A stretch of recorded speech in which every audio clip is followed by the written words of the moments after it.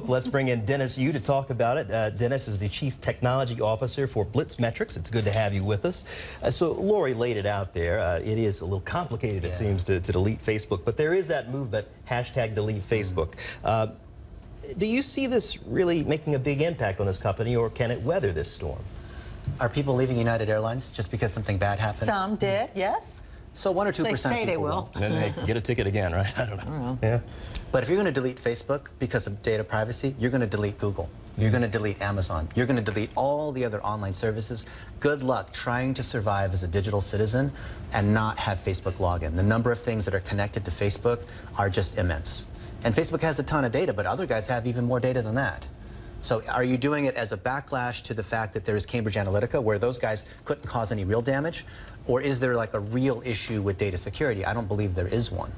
So you're saying we're defenseless? We're part of the Borg. You will be assimilated.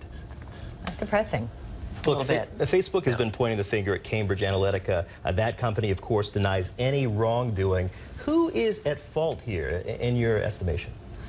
So there are folks like Cambridge Analytica that will prey upon the public's ignorance of what is possible with data. So Facebook has allowed people to create apps, like the original quiz creator guys that sold that data to Cambridge. But there's nothing they could have done with that data. There's no way Facebook can actually say, did you delete that data or not? And there's no, I know they have these new certification processes they're coming out with, but there is an issue of how do you protect your data. Facebook never sells user data. They never allow you to export user data for advertising. They never have that in their ad system.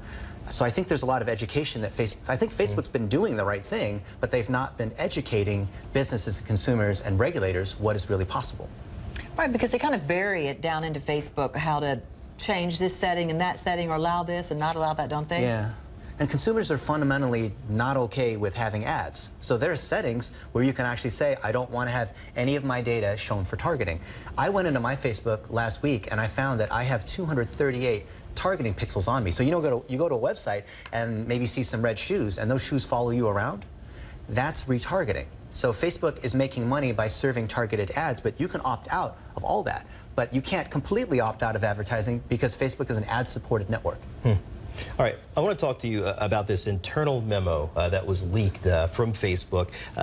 It's adding insult to injury, to say the least. This from the former executive, Andrew Bosworth. I want to read this to our viewers, specifically this part of it. It says, anything that allows us to connect more people more often is de facto good, even if the platform is used by bullies or people coordinating a terrorist attack.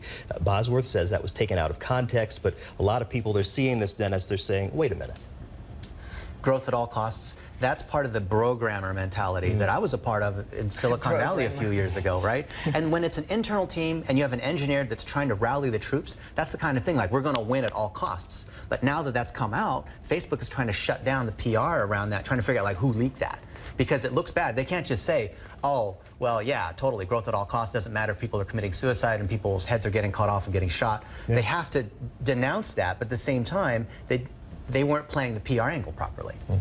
Is this that PR angle that you mentioned? I mean, Facebook is Facebook, you know, it's what everyone loves. But is this a stain on Facebook that's going to have repercussions? It is, and this is going to be a permanent stain, because years ago, it was just us college students that were just sharing funny photos and rating other people. Now, it's a monolith. It's a $460 billion company with $40 million in cash. They can't behave like a teenager wearing, you know, flip-flops and hoodies anymore. Right. Yeah, things have changed and people want answers for this. Dennis Yu, thank you so much. Thanks, Dennis. Thank you. Appreciate it. It's enlightening.